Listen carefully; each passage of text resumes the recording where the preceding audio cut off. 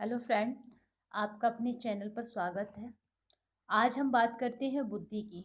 बुद्धि के बारे में हम पहले ही 2 वीडियो बना चुके हैं, यानी बुद्धि के सिद्धांतों की।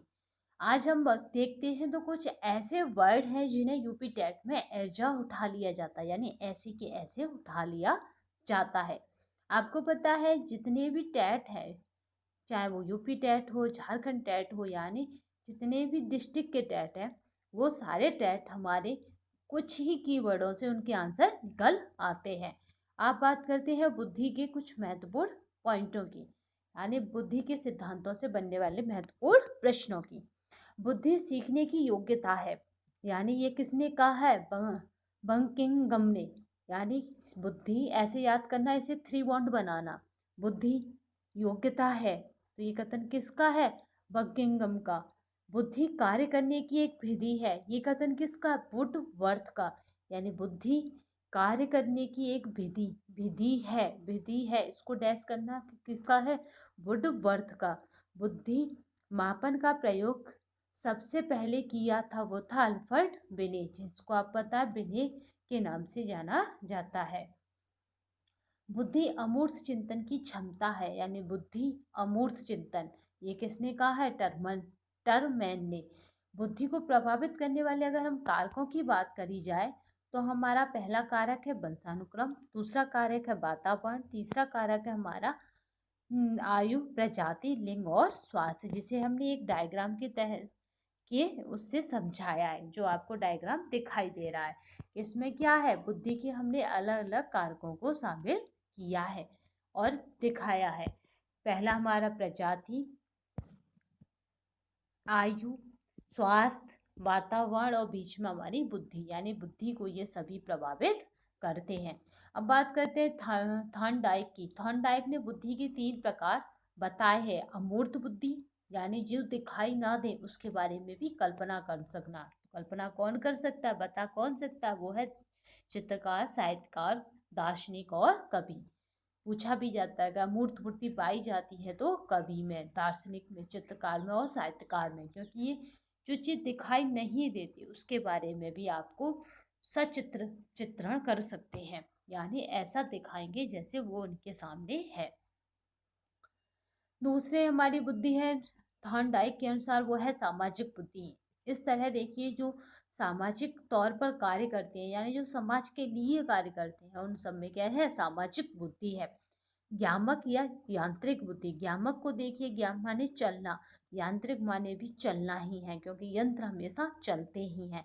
तो ये बुद्धि किन में पाई जाएगी? जो यंत्रों की सहायता से कार्य करते हो, यानी इंजीनियर, मिस्त्री, कारीगर, कुशल मनुष्यों में। यानी ये किस में है? यांत्रिक बुद्धि। आपके पूछा जाता है कि यांत्रिक बुद्धि किस में है, तो ये हमारा आपका इंजीनियर, कारीगर और इनमें पाई जाती है, जबकि ये व्यवसायी, कूटनीतिज्ञ, सामाजिक कार्यकर्ता, इसलिए इन पे ज़्यादा फोकस कर लें, क्योंकि कभी कभी पूछ लिया जाता है कवि में किस प्रकार की बुद्धि होगी, तो कवि में अमूर्त चिंतन की, क्योंकि जहाँ ना पहुँचे रवि वहाँ पहुँचे कवि, यानी जो हमें दिखाई नहीं देता उसके बारे में भी लिख देना कवि का कार्य है। चित्रकार का भी ऐसे ही है, क्योंकि वो जो चित्र बनाता है वो दूसरा कोई बना नहीं सकता।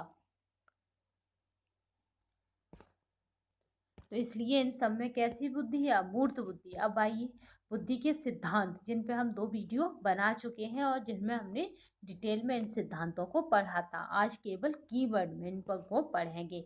एक कारक सिद्धांत, क्योंकि पेपर में दे दिया जाता है एक कारक सिद्धांत के समर्थक हैं, 4 ऑप्शन होंगे, यानी 3 ऑप्शन होंगे और लास्ट में होगा ये सभी। तो ये सभी हो जाएगा विनय, टर्मैन, स्टर्न, यानी ये क्या है? बुद्धि के एक कारक फैक्टर जो था उसके समर्थक है।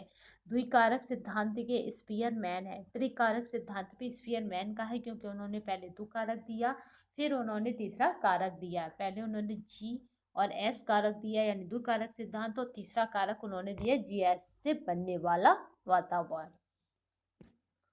बहुतत्व या असत्तात्मक सिद्धांत या आणविक सिद्धांत, जो मैं पढ़ा चुकी हूँ पिछली वीडियो में, आप जाकर उससे देख सकते हैं चैनल पर।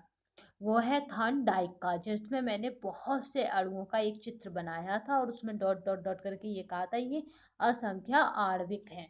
यानी इनकी संख्याएं बहुत हैं। बहुमानसिक योग्यता का सिद्धांत ये है थॉर्नडाइक का, इसमें भी बहुत सारी मानसिक योग्यताएं वो रखता है।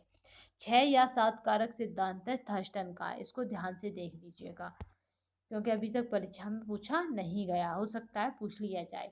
वर्ग घटक या संघ सत्तात्मक सिद्धांत आपका जी थॉमसन का।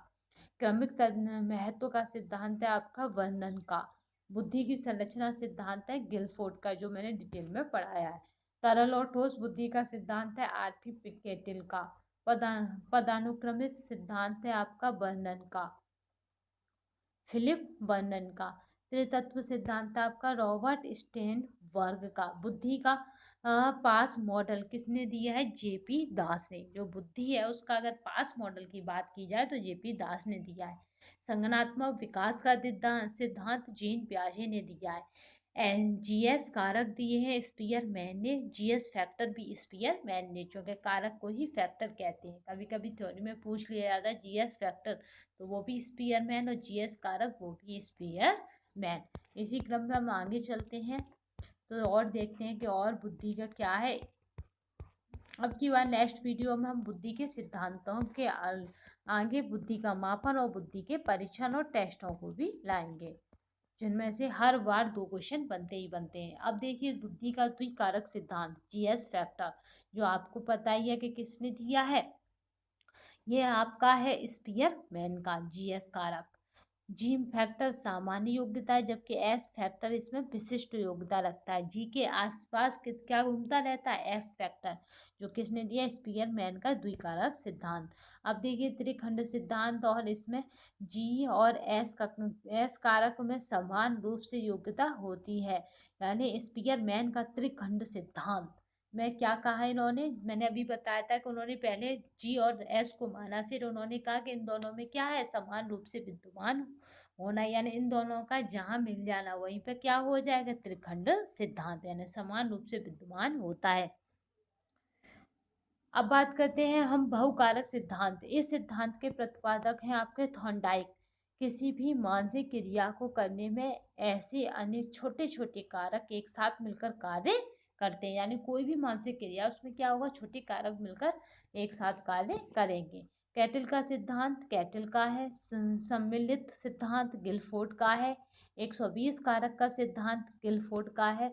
बुद्धि परीक्षण की बात करें तो बुद्धि परीक्षण को सामान्य रूप से 2 वर्गों में विभाजित किया जाता है। पहला वैयक्तिक बुद्धि परीक्षण, दूसरा सामूहिक बुद्धि परीक्षण। क्योंकि हमने बुद्धि पढ़ ली, अब बुद्धि का मापन कैसे करते हैं? परीक्षण के द्वारा। यानी बुद्धि के सिद्धांत, लोगों ने बुद्धि को सिद्धांत दिए तो कहीं ना कहीं तो इन पर काम किया होगा जब उन्होंने सिद्धांत दिए। तो इसलिए हम बुद्धि का किस तरह मेजरमेंट कर सकते हैं, मापन कर सकते हैं, उसके 2 प्रकार बताएं, व्यक्तिगत बुद्धि परीक्षण और सामूहिक, यानी समूह में कर सकते हैं और व्यक्तिगत कर सकते हैं। अगर व्यक्तिगत में भी देखें तो 2 तरह के परीक्षण होते थे, शाब्दिक और अशाब्दिक परीक्षण। जबकि सामूहिक बुद्धि परीक्षण में देखें तो भी यही था कि व्यक्ति शाब्दिक और अशाब्दिक बुद्धि परीक्षण होते थे। सामूहिक, ये देखिए सामूहिक शाब्दिक बुद्धि परीक्षण किसका है? Army alpha test. ये सेना सामान्य वर्गीकरण परीक्षण है, यानी ये किसके लिए बनाया गया था? उस टाइम सेना में भर्ती होने के लिए। सामूहिक शाब्दिक बुद्धि परीक्षण। इसको देखिए सामूहिक अशाब्दिक बुद्धि परीक्षण, ये भी आर्मी बीटा टेस्ट है। वो अल्फा टेस्ट है, ये आर्मी बीटा, यानी अशाब्दिक परीक्षण को आर्मी बीटा बोलते हैं, जबकि शाब्दिक परीक्षण को अल्फा टेस्ट बोलते हैं।